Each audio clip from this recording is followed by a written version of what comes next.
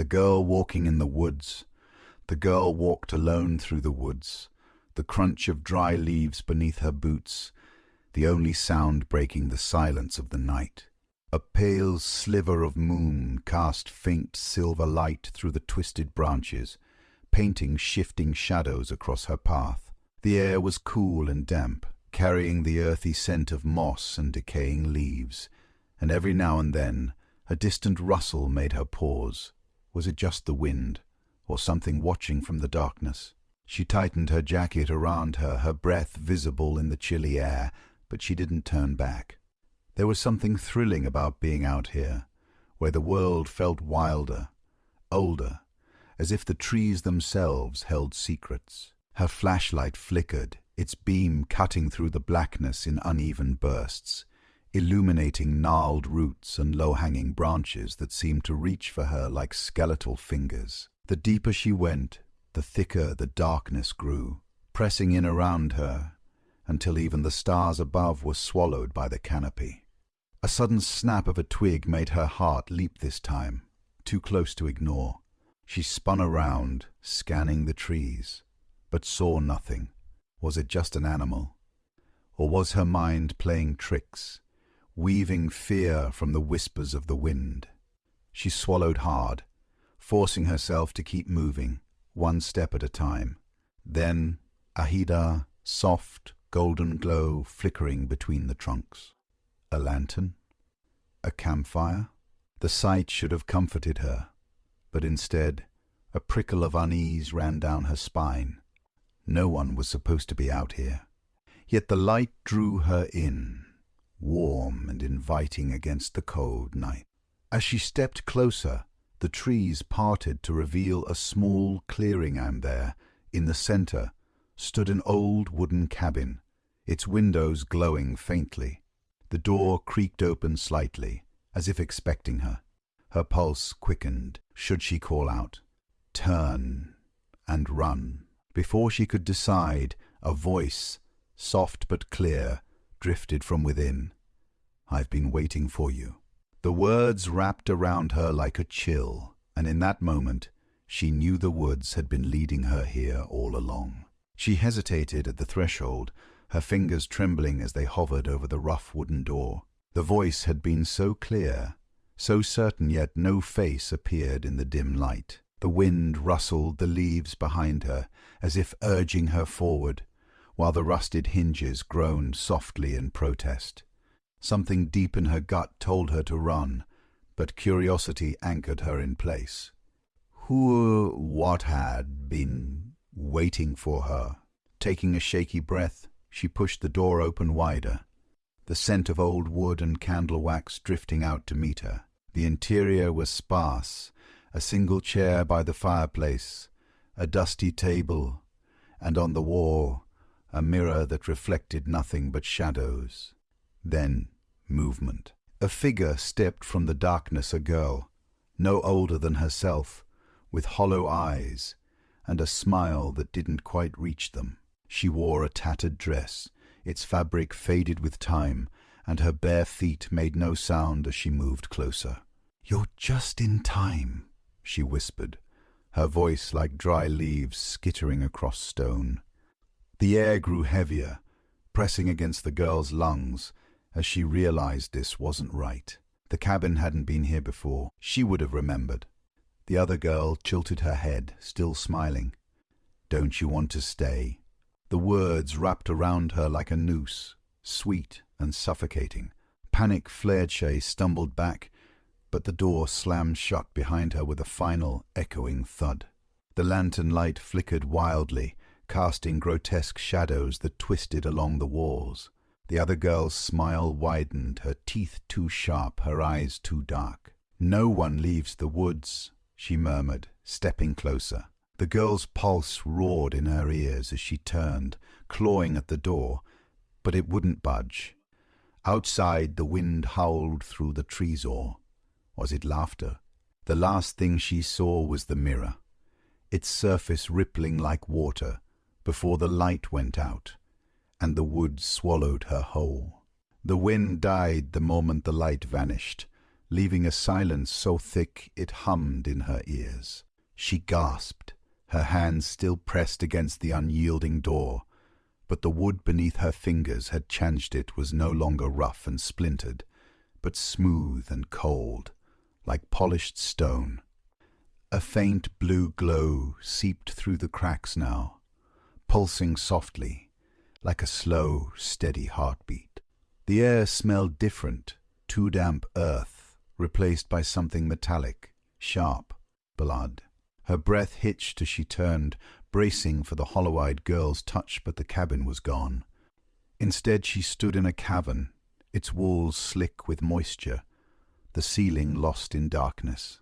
The blue glow came from veins of strange, luminous moss snaking across the stone.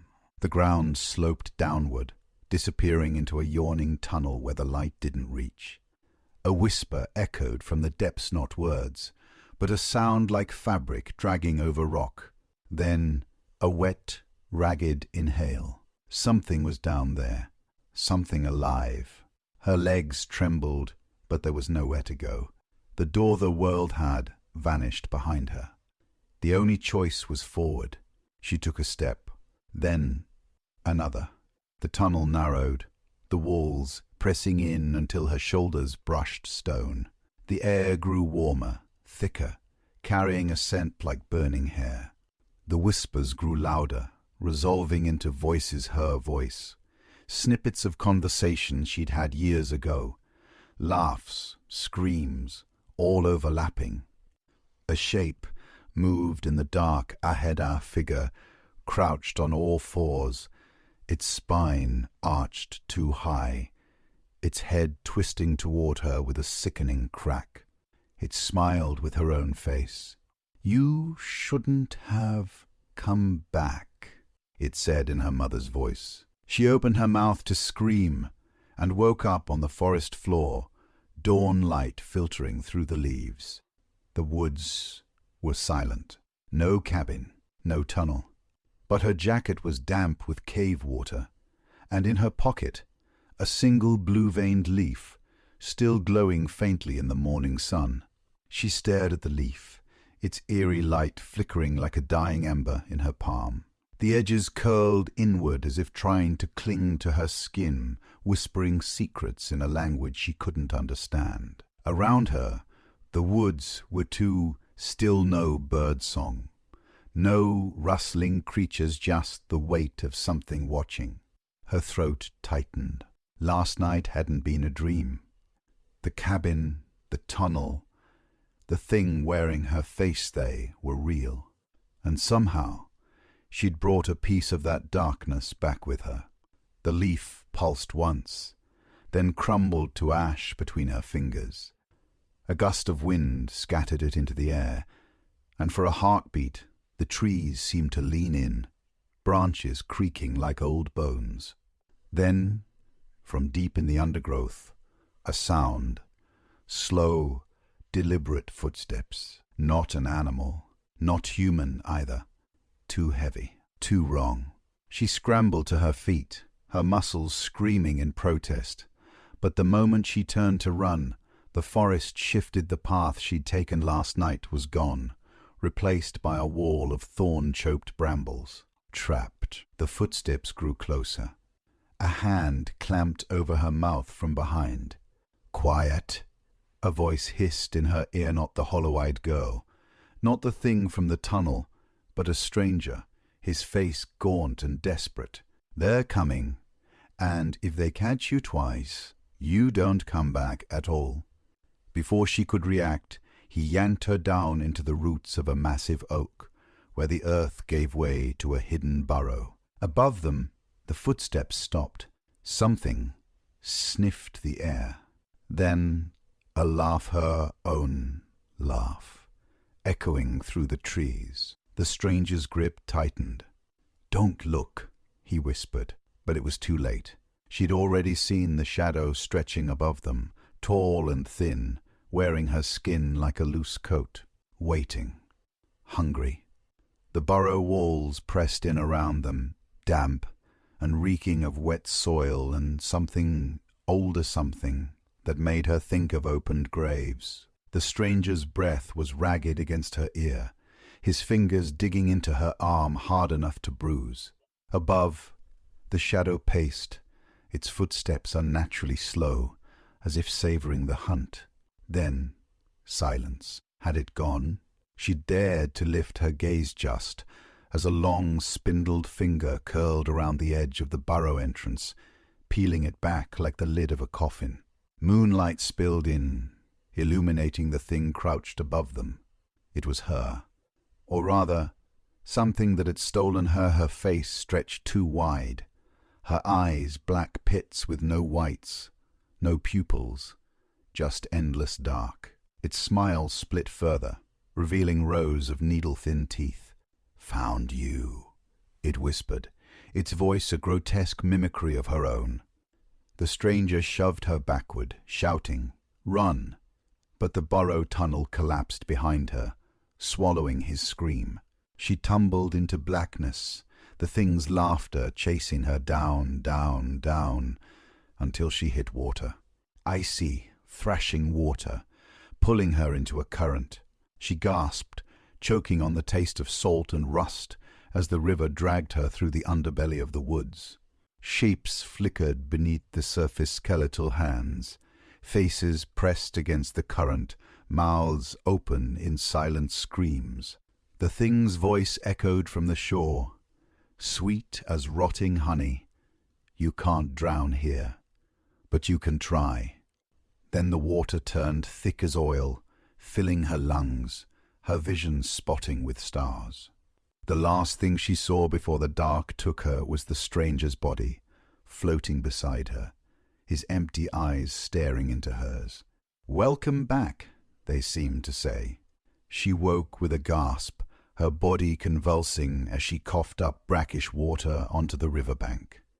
The sky overhead was a sickly shade of twilight, neither day nor night, the trees looming like silent sentinels. Her clothes clung to her, heavy and reeking of decay, and when she touched her face, her fingers came away smeared with something dark and sticky, not blood, but something thicker, older. The river had spat her out, but not where she'd fallen in. This place was wrong. The air hummed with a low, dissonant frequency, like a radio tuned between stations. A flicker of movement caught her eye. Further down the bank, the stranger's body lay half submerged in the shallows, his limbs twisted at unnatural angles. But as she watched, his head jerked upright with a wet crack, his neck lolling to the side like a broken doll's, his lips peeled back in a grin too wide for his face. "You shouldn't have looked," he gurgled, black water streaming from his mouth. She scrambled backward, but the undergrowth behind her writhed, vines snaking around her ankles like eager hands. The river, the trees, the corpse, all of them were alive. All of them were hungry. A voice cut through the static in her mind, clear, human. "Take my hand." She turned to see a girl standing knee-deep in the water, her arm outstretched. Not the hollow-eyed thing from the cabin, not her own stolen face, but someone new. Her eyes were fierce, her grip firm as she yanked her free from the vines. "It's not real," the girl panted, dragging her toward a gap in the trees. "None of it's real, but if you believe it, it becomes real. That's how they trap you." Behind them, the stranger's corpse let out a wet shriek, the river boiling as shadows surged from its depths. They ran, branches whipping at their arms, the forest itself twisting to block their path. Roots erupted from the ground, grasping at their legs, while the thing wearing her face wailed in the distance, its voice splintering into a chorus of screams. The girl leading her never faltered, her fingers locked around hers like a lifeline. "There's a way out," she shouted over the cacophony. "But you have to remember you were never supposed to be here." Then the trees parted. Ahead, a single shaft of golden light broke through the canopy, illuminating a familiar path, the one she'd taken into the woods that first night. The girl shoved her forward, her voice urgent. Go. Don't turn back, no matter what you hear. She stumbled onto the path, the light searing her vision, and behind her, the forest erupted in a chorus of shrieks, the sound of something vast and furious giving chase. She ran, her lungs burning, until the trees thinned and the world snapped back into focus. Dawn, the real dawn. Birds sang. The air smelled of dew and pine. She collapsed onto her knees, trembling, her clothes dry, her skin unmarked. But as she looked back at the tree line, she saw it just for a second, the girl who'd saved her, standing in the shadows, smiling, and in her outstretched hand a single blue-veined leaf, still glowing. Then she was gone. The woods were silent, but the warning lingered, louder than any scream. Never come back. She sat there for a long time, staring at the empty tree line, her breath ragged in her chest. The morning sun warmed her skin, but the cold dread in her bones refused to fade. That leaf, the same one she'd brought back before, was now in her hands. The girl who'd saved her hadn't just been a guide. She'd been a warning, a prisoner, maybe even the first victim. Her fingers dug into the dirt as she forced herself to stand. Every instinct screamed at her to run as far from these woods as possible, but something deeper tugged at her, a gnawing, terrible curiosity. What if the girl was still trapped in there? What if others were too? She turned toward the path leading home, but her feet hesitated. The wind carried a whisper, so faint she almost missed it. "Help us." A crow cawed overhead, snapping her from her thoughts. Reality settled back in the chirping of sparrows, the distant hum of a car engine. Civilization was just beyond the trees. Safety, normalcy. She took a step forward, then another, a pulse finally slowing. Maybe it was over. Maybe she'd escaped for good. But that night, as she lay in bed, the blue glow returned. At first, she thought it was a trick of the moonlight until she saw it creeping from under her closet door. The leaf she'd left on her dresser was gone. The air smelled like damp earth and burning hair. And from the darkness of the closet a familiar voice, soft and mocking, whispered, "You didn't really think it was that easy, did you?" She didn't scream. She didn't move. Because in that moment, she understood the woods hadn't just followed her home. They'd let her leave, and now they were waiting for her to make a choice. Run forever, or go back and end this. Outside her window, the trees swayed in a wind that didn't touch the rest of the world. The decision was already taking root inside her. The woods knew, and they were patient. She exhaled slowly, her fingers curling into fists beneath the sheets. The glow under the closet door pulsed in time with her heartbeat, as if whatever lurked inside was feeding off her fear. It would be so easy to shut her eyes, to pretend this wasn't happening, but the girl's voice echoed in her skull. None of it's real. But if you believe it, it becomes real. She sat up, her voice steadier than she felt. "What do you want?" The closet door creaked open an inch. A sliver of that impossible blue light spilled across her floor, illuminating footprints that weren't hers small, there, damp with river water. The voice sighed, almost wistful. "You took something that doesn't belong to you." A pause. "We want it back." She glanced at her dresser where the leaf had been. Had she stolen it? Or had it chosen her? Her phone buzzed violently on the nightstander. Flood of notifications, all from unknown numbers. The same 3 words repeated. "Come back now." The screen cracked down the center, black tendrils of static curling from the edges. Outside the wind howled, though the weather app on her ruined phone showed clear skies. The woods weren't just in her closet. They were in the wires, the walls, the weight of the air itself. She stood, her legs shaking, and yanked open the closet door. No monster, no tunnel, just her winter coat hanging crookedly and pinned to it, a single rusted key on a frayed red string. The moment her fingers touched it, the room dropped into silence. No breathing, no whispers. Even the glow faded. The key was cold, heavier than it should be, and etched with tiny symbols that made her head ache to look at. A way in, a way out. A knock at her bedroom door made her jump. Her mother's voice, drowsy with sleep. "Sweetheart, you okay in there?" For a wild second she considered telling the truth. But the key in her palm throbbed, and the shadow at the base of the door wasn't her mother's. It was too tall, too still. "Sue," the closet whispered. She swallowed hard.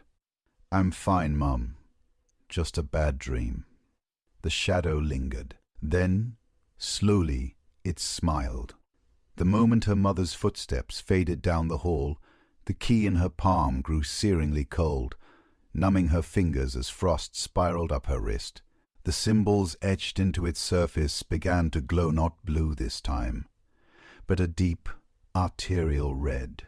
A map, she realized with dawning horror, not of a place, but of a path, the same one she'd stumbled through in the woods, now burned into her skin like a brand.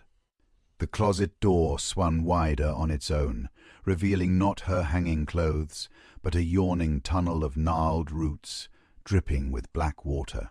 The smell of trotting leaves, and copper made her gag. A hand shot out from the darkness, skeletal and glistening, fingers brushing her ankle. She stumbled back, but the roots underfoot lashed around her legs like serpents, dragging her toward the threshold. The key's glow intensified, pulsing in time with the thing's wet, rattling breaths. "You have the key," it hissed. "Now open the door." She clutched it tighter, her mind racing.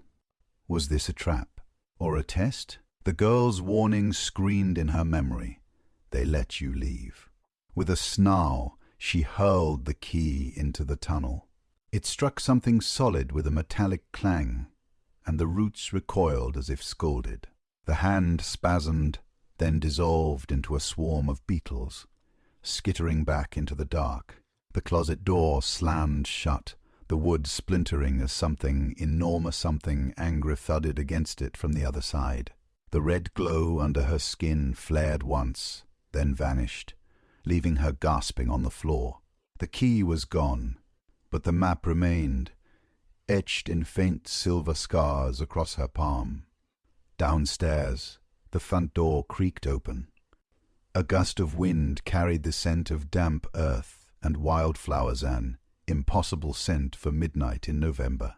She crept to her window just in time to see a figure standing at the edge of the yard, haloed in moonlight. The girl from the woods. Her mouth moved, but no sound came out.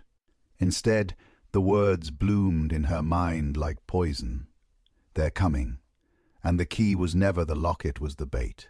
A chorus of whispers rose from the walls, the floor, the very air around her, 100 voices speaking in unison. "We taste your fear," they murmured. "We always find the afraid one." Outside, the girl raised a hand, pointing past her. She turned. The shadow that had been at her door now filled the mirror above her dresser, its smile stretching wider, wider, until the glass cracked. The last thing she heard before the shattering was the girl's voice, sharp as a blade. "Run."